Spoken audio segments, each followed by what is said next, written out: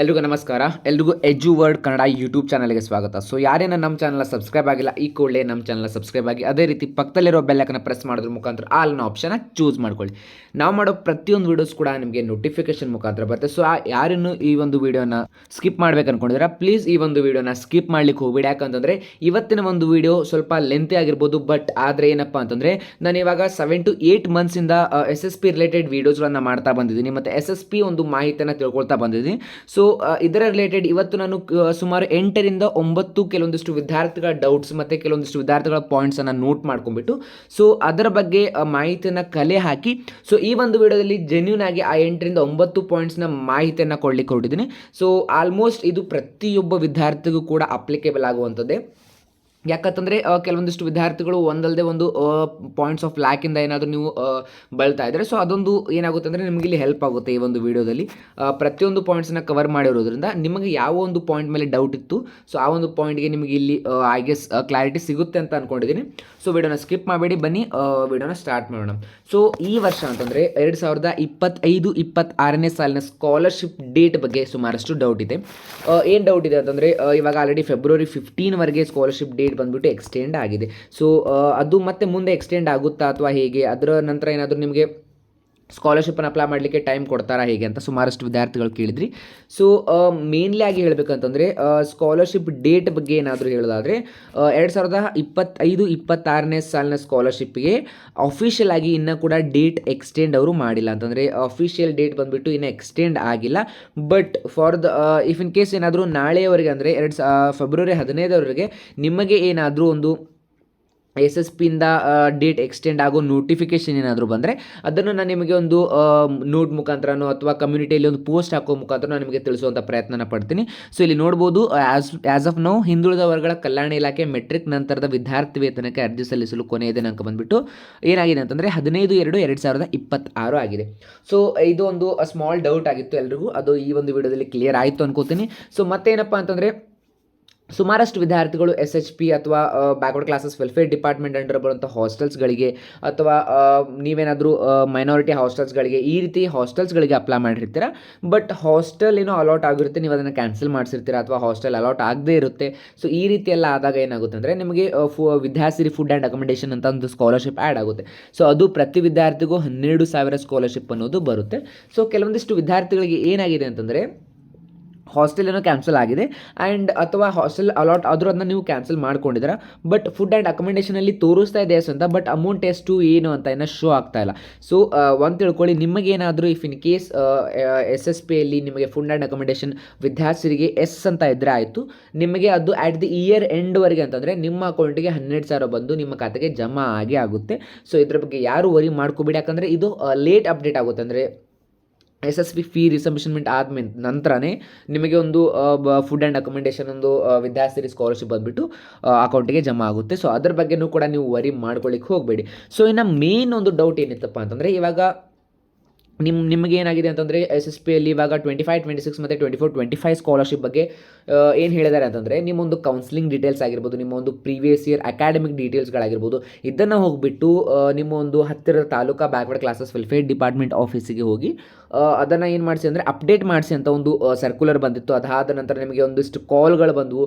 ಈ ರೀತಿ ಸುಮಾರಷ್ಟು ಪ್ರೊಸೀಜರ್ ಆದ ನಂತರ ಸುಮಾರು ಒಂದು 70% ವಿದ್ಯಾರ್ಥಿಗಳು ಹೋಗಿ ಮಾಡಿಸಿದ್ದೀರಾ ಅಂತ ಅನ್ಕೋತೀನಿ. ಸೊ ಇನ್ನು ಕೆಲವೊಂದಿಷ್ಟು ವಿದ್ಯಾರ್ಥಿಗಳಿಗೆ backward classes welfare department office ಅಂದರೆ ಏನು, ಅದು ಎಲ್ಲಿರುತ್ತೆ ಅಂತ ಗೊತ್ತಿಲ್ಲ.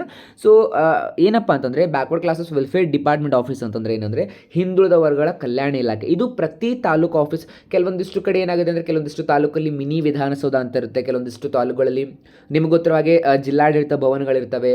ಫಾರ್ ಎಕ್ಸಾಂಪಲ್ ಇವಾಗ ಜಿಲ್ಲೆಗಳಿದ್ರೆ ಅಲ್ಲಿ ಜಿಲ್ಲಾಡಳಿತದ ಭವನ ಇರುತ್ತೆ. ಇವಾಗ ಒಂದು ಬೆಳಗಾವಿ ಜಿಲ್ಲೆನ ತೊಗೊಂಡ್ರೆ ಬೆಳಗಾವಿ ತಾಲೂಕು ಕೂಡ ಆಗುತ್ತೆ. ಸೊ ಆ ಬೆಳಗಾವಿಯಲ್ಲಿ ಏನಾಗಿದೆ ಅಂದರೆ ಒಂದು ಡಿಸ್ಟ್ರಿಕ್ಟ್ ಆಫೀಸ್ ಅಂತ ಇರುತ್ತಲ್ವ, ಅಲ್ಲಿ ಏನಾಗುತ್ತೆ ಅಂದರೆ ನಿಮಗೆ ಬ್ಯಾಕ್ವರ್ಡ್ ಕ್ಲಾಸಸ್ ವೆಲ್ಫೇರ್ ಡಿಪಾರ್ಟ್ಮೆಂಟ್ ಆಫೀಸ್ಗಳಿರ್ತವೆ. BCWD ಆಫೀಸ್ ಬರುತ್ತಿಲ್ಲ, BCM ಆಫೀಸ್ ಅಂತ ಕರೀತಾರೆ. ಸೊ ಅಲ್ಲಿ ಹೋಗಿಬಿಟ್ಟು ನಿಮ್ಮ ಒಂದು ಡೀಟೇಲ್ಸನ್ನು ಅಪ್ಡೇಟ್ ಮಾಡಿಸಿ. ಸೊ ಇದು ಕೆಲವೊಂದಿಷ್ಟು ವಿದ್ಯಾರ್ಥಿಗಳಿಗೆ ಡೌಟ್ ಇತ್ತು.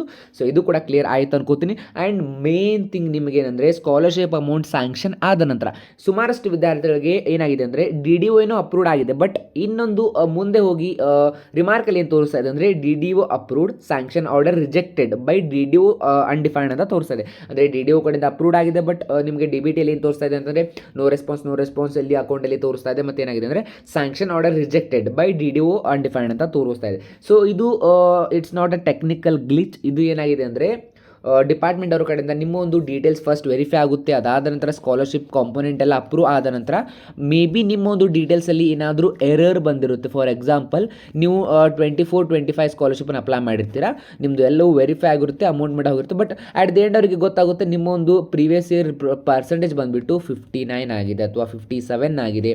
ಸೊ ಇದು ಏನೂ ಇಲ್ಲ, ನಿಮ್ಮೊಂದು ನೀವು ಗೌರ್ಮೆಂಟ್ ಕೋಟಾಡಿ ನೀವು ಸೀಟನ್ನು ಪಡ್ಕೊಂಡಿದ್ದೀರಾ, ನಿಮ್ಮೊಂದು ಪರ್ಸೆಂಟೇಜ್ ಬಂದುಬಿಟ್ಟು 60 ಎಬೋ ಇದೆ ಅಂದರೆ ಇದು ಬಂದುಬಿಟ್ಟು ಡಿಪಾರ್ಟ್ಮೆಂಟ್ ಅವರ ಕಡೆಯಿಂದನೇ ಪ್ರಾಬ್ಲಮ್ ಆಗಿರುತ್ತೆ. ಸೊ ನಾನು ಕೇಳಿದ ನಂತರ ಅವ್ರೇನು ಹೇಳ್ತಾ ಇದ್ದಾರೆ ಅಂದರೆ ಇದೆಲ್ಲವೂ ಕ್ರೈಟೀರಿಯಾ ಫುಲ್ಫಿಲ್ ಇದೆ ಅಂದರೆ ಗೌರ್ಮೆಂಟ್ ಅದೇ ಇಯರಲ್ಲಿ ಗೌರ್ಮೆಂಟ್ ಸೀಟ್ ಅಂಡರ್ ತೊಗೊಂಡಿದ್ದು ಮತ್ತು 60% ಎಬೋ ಸ್ಕೋರ್ ಇದ್ದು.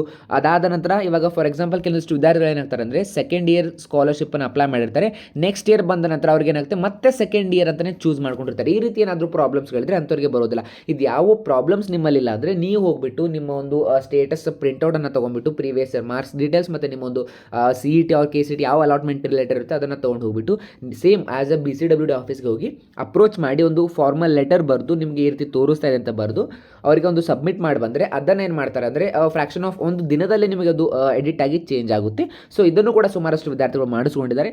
ಇದು ಏನಾದರೂ ಡೌಟ್ಸ್ ಇದ್ದರೆ ಇದನ್ನು ಕೂಡ ನೀವು ಕ್ಲಿಯರ್ ಮಾಡ್ಕೊಳ್ಳಿ ಅಂತ ಹೇಳ್ತೀನಿ. ಆ್ಯಂಡ್ ನೆಕ್ಸ್ಟ್ ಮತ್ತೆ ಬರೋದಾದರೆ ಸುಮಾರಷ್ಟು ವಿದ್ಯಾರ್ಥಿಗಳು ಕರ್ನಾಟಕದಲ್ಲಿ ಬರೀ KCET ಒಂದೇ ಗೌರ್ಮೆಂಟ್ ಬಾಡಿ ಅಲ್ಲ, ಅಂದರೆ KCET ಅವರು ಮಾತ್ರ ಏನಂದರೆ CET ಥ್ರೂ ಅಲಾಟ್ಮೆಂಟ್ ಮಾಡಿ ನಿಮ್ಮ ಒಂದು ಕೌನ್ಸಿಲಿಂಗ್ ಡೀಟೇಲ್ಸನ್ನು ಕೊಟ್ಟು ಕಳಿಸೋದಿಲ್ಲ. ಇದನ್ನು ಹೊರತುಪಡಿಸಿ ಸುಮಾರಷ್ಟು ಅಂದರೆ ಫಾರ್ ಎಕ್ಸಾಂಪಲ್ ನಿಮಗೆ ಹೇಳೋದಾದರೆ MCC ಅಂತ ಇದೆ, ಅಂದರೆ ಮೆಡಿಕಲ್ ಕೌನ್ಸಿಲ್ ಕಮಿಷನ್. ಇದು ಬಂದುಬಿಟ್ಟು ಸೆಂಟ್ರಲ್ ಕೌನ್ಸಿಲಿಂಗ್ ಆಗುತ್ತೆ. ಅದಾದ ನಂತರ AA-CCC ಅಂತಲೂ ಇದೆ, ಅಂದರೆ ಆಯುಷ್ ಅಡ್ಮಿಷನ್ ಕೌನ್ಸಿಲ್ ಕಮಿಟಿ ಅಂತ ಈ ರೀತಿ ಇದೆ. ಸೊ ಇದನ್ನು ಹೊರತುಪಡಿಸಿ ಸುಮಾರಷ್ಟು ಏನಾಗಿದೆ ಅಂದರೆ ಕೌನ್ಸಿಲಿಂಗ್ ಬಾಡೀಸ್ಗಳಿದ್ದಾವೆ, ಅದರಂಡೆ ನೀವು ಗೌರ್ಮೆಂಟ್ ಸೀಟನ್ನು ಪಡ್ಕೊಂಡಿರ್ತಾರೆ. ಬಟ್ ಕರ್ನಾಟಕ SSP ಅಲ್ಲಿ ಏನಾಗಿದೆ ಅಂದರೆ ಅವರು ಬರೀ KCET ಡೀಟೇಲ್ಸ್ ಮಾತ್ರ ಫೆಚ್ ಮಾಡಲಿಕ್ಕೆ ಅಲೌ ಮಾಡಿದ್ದಾರೆ. ಅದನ್ನು ಹೊರತುಪಡಿಸಿ ಆಯುಷ್ ಸೆಂಟ್ರಲ್ ಕೌನ್ಸಿಲ್ ಇದೆ, MCC ಇಂದ ನೀವು ಸೀಟ್ ತೊಗೊಂಡ್ರು ಕೂಡ ನೀವು ಅಪ್ಡೇಟ್ ಮಾಡೋದಿದೆ. ಆದರೆ ಏನು ಟೆಕ್ನಿಕಲ್ ಪ್ರಾಬ್ಲಮಿಂದ ಏನಾಗಿದೆ ಅಂದರೆ ಅಲ್ಲಿ ನಿಮಗೆ ಯಾವುದೇ ರೀತಿ ಕೌನ್ಸಿಲಿಂಗ್ ಸರ್ಟಿಫಿಕೇಟನ್ನು ಅಪ್ಲೋಡ್ ಮಾಡಲಿಕ್ಕೆ ಒಂದು ಕಾಲಮನ್ನು ಅಲ್ಲಿ ಶೋ ಮಾಡ್ತಾ ಇಲ್ಲ.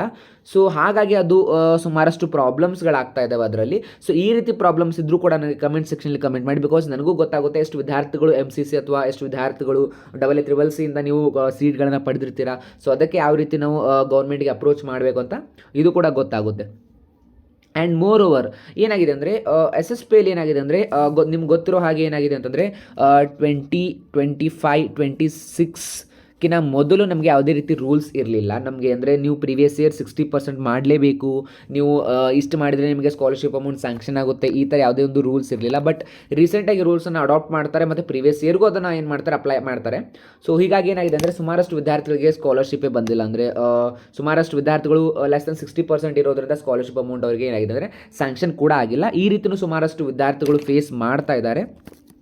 ಸೊ ಅದು ಏನು ಮಾಡಲಿಕ್ಕೆ ಆಗೋದಿಲ್ಲ, ಯಾಕಂತಂದರೆ ಗೌರ್ಮೆಂಟ್ ಅವರು ಆಲ್ರೆಡಿ ಸೆಟ್ ಮಾಡಿಟ್ಟಿದ್ದಾರೆ, ಅಂದರೆ ನಿಮಗೆ ಇಷ್ಟು ಪರ್ಸೆಂಟೇಜ್ ಇದ್ದರೆ ಮಾತ್ರ ನಿಮಗೆ ಒಂದು ಸ್ಕಾಲರ್ಶಿಪ್ಪನ್ನು ನಾವು ಸ್ಯಾಂಕ್ಷನ್ ಮಾಡ್ತೀವಿ ಅಂತ. ಸೊ ಇದರಲ್ಲಿ ಯಾವುದೇ ರೀತಿ ಚೇಂಜಸ್ ಇರೋದಿಲ್ಲ. ನೀವು ಈ ವರ್ಷ ಆಗಿಲ್ಲ, ನೆಕ್ಸ್ಟ್ ಇಯರ್ ನಿಮ್ಮೊಂದು ಅಕಾಡೆಮಿಕನ್ನು ಬ್ಯಾಲೆನ್ಸ್ ಮಾಡಿ ಅಬೌವ್ 60% ನೀವು ಮೇಂಟೈನ್ ಮಾಡಿ. ಸೊ ನಿಮಗೆ ಏನಾಗುತ್ತೆ ಅಂದರೆ ನೆಕ್ಸ್ಟ್ ಇಯರ್ದ ಸ್ಕಾಲರ್ಶಿಪ್ ಅಮೌಂಟ್ ಕ್ಲಿಯರಾಗಿ ನೀಟಾಗಿ ಬರಲಿಕ್ಕೆ ಸ್ಟಾರ್ಟ್ ಆಗುತ್ತೆ. ಸೊ ಇನ್ನು ಕೆಲವೊಂದಿಷ್ಟು ವಿದ್ಯಾರ್ಥಿಗಳಿಗೆ ಏನಾಗಿದೆ ಅಂದರೆ 25-26 ಸ್ಕಾಲರ್ಶಿಪ್, ಅಂದರೆ ನಿಮಗೆ 25-26 scholarship first of all sanction ಆಗಿರೋದು ಕಡಿಮೆ ಅಮೌಂಟ್ ಸ್ಯಾಂಕ್ಷನ್ ಆಗಿದೆ. ಅಂದರೆ ನೀವು ಪ್ರೀವಿಯಸ್ ಇಯರ್ 25,000 18,000 ಈ ರೀತಿ ತೊಗೊಂಡಿರ್ತೀರ. ಬಟ್ ನಿಮಗೇನಾಗಿದೆ ಅಂದರೆ ಬರೀ 5,000 6,000 ಸ್ಕಾಲರ್ಶಿಪ್ ಅಮೌಂಟ್ ಮಾತ್ರ ಸ್ಯಾಂಕ್ಷನ್ ಆಗಿದೆ. ಸೊ ಇದು ಇನ್ನೂ ಯಾರಿಗೂ ಕೂಡ ಅಕೌಂಟಿಗೆ ಜಮಾ ಆಗಿಲ್ಲ. ಬಟ್ ಅಲ್ಲಿವರೆಗೂ ನಾನು ಇದ್ರ ಬಗ್ಗೆ ಏನು ಹೇಳಲಿಕ್ಕೆ ಆಗೋದಿಲ್ಲ, ಬಿಕಾಸ್ ಏನು ಹೇಳ್ತಾ ಇದ್ದಾರೆ ಅಂದರೆ ಆಫೀಸ್ ಅವರು ಆ ರೀತಿ ಏನೂ ಆಗೋದಿಲ್ಲ, ನಿಮಗೆ ಪ್ರೀವಿಯಸ್ ಇಯರ್ ಎಷ್ಟು ಬರ್ತಾ ಇತ್ತು ಅಷ್ಟೇ 1,000 ಕಡಿಮೆ ಅಥವಾ ಅಥವಾ ಜಾಸ್ತಿ ಬರುತ್ತೆ, ಬಟ್ ಅದು ಇಷ್ಟು ಫಾರ್ ಡಿಸ್ಟೆನ್ಸಲ್ಲಿ ಏನು ಅಮೌಂಟ್ ಕಡಿಮೆ ಆಗೋದಿಲ್ಲ ಅಂತ ಹೇಳಿದ್ದಾರೆ. ಬಟ್ ಗೊತ್ತಿಲ್ಲ. ಇಫ್ ಇನ್ ಕೇಸ್ ನಿಮಗೂ ಏನಾದರೂ ಈ ರೀತಿ ಸೇಮ್ ಎಕ್ಸ್ಪೀರಿಯನ್ಸ್ ಆಗಿದ್ರೆ ಪ್ಲೀಸ್ ಕಮೆಂಟ್ ಸೆಕ್ಷನಲ್ಲಿ ಕಮೆಂಟ್ ಮಾಡಿ. ಯಾಕಂದರೆ ನೀವು ಲಾಸ್ಟ್ ಇಯರ್ಗೆ ಈ ವರ್ಷ ಸ್ಕಾಲರ್ಶಿಪ್ಪನ್ನು ಕಡಿಮೆ ರಿಸೀವ್ ಮಾಡಿದ್ರೆ ಅಂತ. ಸೊ ನೋಡೋಣ, ಇದರಲ್ಲಿ ಏನು ಇದ್ದರೆ ಅದನ್ನು ನಾನು ಕೂಡ ನೆಕ್ಸ್ಟ್ ಮತ್ತೆ ಫರ್ದರ್ ಅಪ್ರೋಚ್ ಮಾಡಿ ಅದನ್ನು ನಿಮಗೆ ವಿಡಿಯೋ ಮುಖಾಂತರ ತಿಳಿಸೋದು ಪ್ರಯತ್ನ ಮಾಡ್ತೀನಿ. ಸೊ ಇದಾಗಿತ್ತು ಪ್ರೀವಿಯಸ್ ಇಯರ್ಕಿಂತ ಈ ವರ್ಷ ಕಡಿಮೆ ಸ್ಕಾಲರ್ಶಿಪ್ಪನ್ನು ಪಡೆಯುವಂಥದ್ದು. ಸೊ ಏನೋ ಕೆಲವೊಂದಿಷ್ಟು ವಿದ್ಯಾರ್ಥಿಗಳಿಗೆ ಏನಿದೆ ಅಂದರೆ ಇಯರ್ಲಿ 3200, 3600, 3400, 3000 ಈ ರೀತಿ ಸ್ಕಾಲರ್ಶಿಪ್ ಅಮೌಂಟ್ ಬರ್ತಾ ಇದೆ. ಈ ಒಂದು ವಿದ್ಯಾರ್ಥಿಗಳಂದ್ರೂ ಕನ್ಸಿಸ್ಟೆಂಟಾಗಿ ಅಂದರೆ ಕಾನ್ಸ್ಟೆಂಟ್ಲಿ ಇಷ್ಟೇ ಅಮೌಂಟ್ ಸ್ಕಾಲರ್ಶಿಪ್ ಆಗಿ ಪಡಿತಾ ಇದ್ದಾರೆ. ರೀಸನ್ ಏನಂದರೆ ಇಂತಹ ವಿದ್ಯಾರ್ಥಿಗಳು SNQ ಕೋಟಾ ಅಡಿ ಅಂತಂದರೆ ಕರ್ನಾಟಕ ಎಜುಕೇಷನ್ ಅಥಾರಿಟಿ ಅವರು KCET KEAಯಿಂದ ನೀವು ಕೌನ್ಸಿಲಿಂಗನ್ನು ಪಡ್ಕೊಂಡು ಅಲ್ಲಿ ನಿಮಗೇನಾದರೂ SNQ ಕೋಟಾ ಅಲಾಟ್ ಆಗಿತ್ತಪ್ಪ ಅಂತಂದರೆ ಸೊ ನಿಮಗೇನಂದರೆ ಫಸ್ಟ್ ಆಫ್ ಆಲ್ ನಿಮ್ಮೊಂದು ಕಾಲೇಜ್ ಫೀಸ್ ಕಡಿಮೆ ಇರುತ್ತೆ. ಸೊ ಅದರ ಅನುಗುಣವಾಗಿ ಅವ್ರಿಗೆ ನಿಮಗೇನು ಮಾಡ್ತಾರೆ ಅಂದರೆ ಫೀಸನ್ನು ಸ್ಯಾಂಕ್ಷನ್ ಮಾಡ್ತಾರೆ, ಸ್ಕಾಲರ್ಶಿಪ್ಪನ್ನು ಸ್ಯಾಂಕ್ಷನ್ ಮಾಡ್ತಾರೆ. ಸೊ ಇದರಲ್ಲಿ ಏನೂ ಚೇಂಜಸ್ ಇರೋದಿಲ್ಲ, ಬಿಕಾಸ್ ಇದು ಬಂದುಬಿಟ್ಟು ಗೌರ್ಮೆಂಟ್ ಅವರ ಒಂದು ರೂಲ್ಸ್, ಇದು ಗೌರ್ಮೆಂಟ್ ಅವರ ರೆಗ್ಯುಲೇಷನ್. ಸೊ ಇದನ್ನು ಯಾರೂ ಚೇಂಜ್ ಮಾಡೋಕ್ಕಾಗೋದಿಲ್ಲ. ಇದು ನಾವು ಏನೇ ಮಾಡಿದರೂ ಕೂಡ ನಿಮ್ಮ ಅಮೌಂಟ್ ಅಷ್ಟೇ ಬರುತ್ತೆ. ಸೊ ಇದರಲ್ಲೂ ಕೂಡ ಏನೂ ಚೇಂಜಸ್ ಇರೋದಿಲ್ಲ. ಸೊ ಇದನ್ನು ಹೊರತುಪಡಿಸಿ ವಿದ್ಯಾರ್ಥಿಗಳಿಗೆ ಏನು ಡೌಟ್ ಇದೆ ಅಂದರೆ ಸ್ಕಾಲರ್ಶಿಪ್ ಅಮೌಂಟ್ ಯಾವಾಗ ಬರುತ್ತೆ, 24-25 ಇನ್ನೂ ಬಂದಿಲ್ಲ, 25-26 ಬಂದಿಲ್ಲ. ಸೊ ಈ ಸ್ಕಾಲರ್ಶಿಪ್ ಅಮೌಂಟ್ ಯಾವಾಗ ಬರುತ್ತೆ ಏನು, ಇದರ ಬಗ್ಗೆ ಒಂದು ವಿದ್ಯಾರ್ಥಿಗಳು ಕೇಳ್ತಾ ಇದ್ದಾರೆ. ಆ್ಯಂಡ್ ಇನ್ನೂ ಕೂಡ 24-25 ಸ್ಟೂಡೆಂಟ್ಸ್ ಫಸ್ಟ್ ಲೆವೆಲ್ ವೆರಿಫಿಕೇಷನ್ ಕೂಡ ಆಗಿಲ್ಲ. ಸೊ ಹಾಗಾದ್ಮೇಲೆ ಹೇಗೆ, ಈ ರೀತಿ ಸುಮಾರಷ್ಟು ಡೌಟ್ಸ್ಗಳಿದ್ದಾವೆ. ಸೊ ಆ್ಯಸ್ ಆಫ್ ನೌ ನಿಮಗೆ ನಾನು ಹೇಳೋದಾದರೆ ಸೊ ಫೆಬ್ರವರಿ ಎಂಡ್ವರೆಗೆ ನೀವೇನು ಮಾಡಬೇಕಂದ್ರೆ ಕಾಯಲೇಬೇಕು. ಯಾಕಂದರೆ ಫೆಬ್ರವರಿ ಎಂಡ್ಗೆ ಪ್ರತಿಯೊಂದು ಎಲ್ಲವೂ ಕೂಡ ಇನ್ಫಾರ್ಮೇಷನ್ ಕ್ಲಿಯರಾಗಿ ನಮಗೆ ಸಿಗುತ್ತೆ. ಇಫ್ ಇನ್ ಕೇಸ್ ಏನಾದರೂ SSP ಕಡೆಯಿಂದ ಡೇಟ್ ಎಕ್ಸ್ಟೆಂಡ್ ಆಯ್ತಪ್ಪ ಅಂತಂದರೆ ನಿಮಗೇನಾಗುತ್ತೆ ಅಂದರೆ ಸೊ SSP ಕಡೆಯಿಂದ ಡೇಟ್ ಎಕ್ಸ್ಟೆಂಡ್ ಆದ ನಂತರ ಏನು ಮಾಡ್ತಾರೆ ಅಂತಂದರೆ ಮತ್ತೆ ಒನ್ ಮಂತ್ ಏನಾಗುತ್ತೆ ಅಂದರೆ ಅಮೌಂಟ್ ಸ್ಯಾಂಕ್ಷನ್ ಆಗೋದಕ್ಕೆ ಲೇಟ್ ಆಗುತ್ತೆ. 1 ಮಂತ್ ಅಮೌಂಟ್ ಸ್ಯಾಂಕ್ಷನ್ ಮಾಡಲಿಕ್ಕೆ ಅವರು ಟೈಮನ್ನು ತೊಗೊಳ್ತಾರೆ. ಸೊ ಇಫ್ ಇನ್ ಕೇಸ್ ಅವ್ರು ಏನೂ ಕೂಡ ಡೇಟನ್ನು ಎಕ್ಸ್ಟೆಂಡ್ ಮಾಡಿಲ್ಲ ಅಂತಂದರೆ ಫೆಬ್ ಎಂಡ್ವರೆಗೆ ನಿಮಗೆ 100% ಏನಾಗುತ್ತೆ ಅಂದರೆ ಸ್ಕಾಲರ್ಶಿಪ್ ಬಂದುಬಿಟ್ಟು ನಿಮ್ಮ ಒಂದು ಅಕೌಂಟಿಗೆ ಸ್ಯಾಂಕ್ಷನ್ ಆಗೇ ಆಗುತ್ತೆ. ಇದ್ರ ಬಗ್ಗೆ ಯಾರೂ ವರಿ ಮಾಡ್ಕೋಬೇಡಿ, ಇದ್ರ ಬಗ್ಗೆ ಏನೂ ಡೌಟ್ಸ್ಗಳನ್ನ ಇಟ್ಕೊಳ್ಳಿಕ್ಕೆ ಹೋಗಬೇಡಿ. ಸೊ ಇದಾದ ಮೇಲೂ ಕೂಡ ನಿಮಗೇನಾದರೂ ಡೌಟ್ಸ್ ಇತ್ತಪ್ಪ ಅಂದರೆ ಈ ಒಂದು ಕಮೆಂಟ್ ಸೆಕ್ಷನಲ್ಲಿ ಕಮೆಂಟ್ ಮಾಡಿ. ಅದೇ ರೀತಿ ಪ್ರತಿಯೊಂದು ಕಮೆಂಟ್ಸ್ಗೂ ನಾನು ರಿಪ್ಲೈನ ಮಾಡ್ತೀನಿ. ನಾನು ಹೇಳಿರುವಂಥ ಇಷ್ಟು ಪಾಯಿಂಟ್ಸನ್ನು ಹೊರತುಪಡಿಸಿ SSPಯಲ್ಲಿ ನಿಮಗೆ ಮತ್ತೇನಾದರೂ ಡೌಟ್ಸ್ ಇತ್ತಪ್ಪ ಅಂತಂದರೆ ಅದನ್ನು ಈ ಒಂದು ವಿಡಿಯೋದಲ್ಲಿ ಕೇಳಿ. ಈ ಒಂದು ವಿಡಿಯೋದಲ್ಲಿ ನಿಮಗೆ ಅದಕ್ಕೆ ಏನಾದರೂ ಪ್ರಾಬ್ಲಮ್ಸ್ ಇದ್ದರೆ ಸೊಲ್ಯೂಷನ್ ನೀಡುವಂಥ ಪ್ರಯತ್ನ ಮಾಡ್ತೀನಿ. ಆ್ಯಂಡ್ ಈ ಒಂದು ಚಾನಲ್ನಲ್ಲಿ ಸುಮಾರಷ್ಟು ಸ್ಕಾಲರ್ಶಿಪ್ಗಳ ಬಗ್ಗೆ ವೀಡಿಯೋನ ಮಾಡಿ ಹಾಕಿದ್ದೀನಿ. ಸೊ ಯಾರಿನ ಆ ಒಂದು ವೀಡಿಯೋಸ್ಗಳನ್ನು ನೋಡಿಲ್ಲ ಆದಷ್ಟು ಬೇಗ ಹೋಗಿ ವೀಡಿಯೋಸ್ಗಳನ್ನು ನೋಡಿ. ಅದಾಗಿ ನೋಡಿದ ನಂತರ ನಿಮಗೇನಾದರೂ ಡೌಟ್ಸ್ ಇತ್ತಪ್ಪ ಅಂದರೆ ಈ ಒಂದು ಕಮೆಂಟ್ ಸೆಕ್ಷನಲ್ಲಿ ಕೇಳಿ, ಅಥವಾ ನನಗೆ ನೀವು ಡೈರೆಕ್ಟ್ ಮೇಲ್ ಕೂಡ ಮಾಡ್ಬೋದು, DM ಕೂಡ ಮಾಡ್ಬೋದು. ಈ ಒಂದು ಚಾನಲ್ ಒಂದು ಲಿಂಕಲ್ಲಿ, ಈ ಒಂದು ಚಾನಲ್ ಡಿಸ್ಕ್ರಿಪ್ಷನಲ್ಲಿ ನನ್ನ ಒಂದು ಇಮೇಲ್ ID ಇರುತ್ತೆ. ಅದಕ್ಕೆ ನಿಮ್ಮ ಒಂದು ಡೌಟ್ ಸ್ಕ್ರೀನ್ಶಾಟ್ ಅಥವಾ ನಿಮ್ಮೊಂದು SSP ಏನಾದರೂ ಪ್ರಾಬ್ಲಮ್ಸ್ ಇದ್ದರೆ ಅದರ ಒಂದು ಸ್ಲಿಪ್ಪನ್ನು ಹಾಕೋದ್ರ ಮುಖಾಂತರ ಡೌಟ್ಸನ್ನು ಕೇಳಿ ನಾನು ಅದಕ್ಕೆ ರೆಸ್ಪಾನ್ಸ್ ಮಾಡ್ತೀನಿ. ಸೊ ಮತ್ತೆ ಸಿಗೋಣ ಮುಂದಿನ ವೀಡಿಯೋದಲ್ಲಿ. ಈ ವಿಡಿಯೋ ಅನ್ನೋದು ನಿಮಗೆ ಇಷ್ಟ ಆದರೆ ಲೈಕ್ ಮಾಡಿ, ಶೇರ್ ಮಾಡಿ, ಅದೇ ರೀತಿ ಕಮೆಂಟ್ ಮಾಡೋದನ್ನು ಮಾತ್ರ ಮರಿಬೇಡಿ. ಆದಷ್ಟು ವಿಡಿಯೋನ ಶೇರ್ ಮಾಡಿ. ಯಾಕಂದರೆ ಇವತ್ತು ನಾನು ಸುಮಾರಷ್ಟು ಟೈಮ್ ತೊಗೊಂಡ್ಬಿಟ್ಟು ಈ ಒಂದು ವಿಡಿಯೋ ಮಾಡಿರೋ ರೀಸನ್ನೇ ಅದು. ಯಾಕಂದರೆ ಸುಮಾರಷ್ಟು ವಿದ್ಯಾರ್ಥಿಗಳಿಗೆ ಇದೇ ಪ್ರಾಬ್ಲಮ್ ಆಗ್ತಾಯಿದೆ. ಸೊ ಅದು ಯಾವ ಪ್ರಾಬ್ಲಮ್ ಕೂಡ ಅವ್ರಿಗೆ ಅಂದರೆ ಅವ್ರಿಗೆ ರೀಸನ್ ಸಿಗದೆ ಸಫರ್ ಮಾಡೋದು ಬದಲು ಅದರ ಬಗ್ಗೆ ನಾನು ಸ್ವಲ್ಪ ಮಾಹಿತಿಯನ್ನು ತೊಗೊಂಡ್ಬಿಟ್ಟು ನಿಮಗೆ ಹೇಳುವಂಥ ಪ್ರಯತ್ನ ಮಾಡಿದ್ದೀನಿ. ಸೊ ಮತ್ತೆ ಸಿಗೋಣ ಮುಂದಿನ ವಿಡಿಯೋದಲ್ಲಿ. Thank you.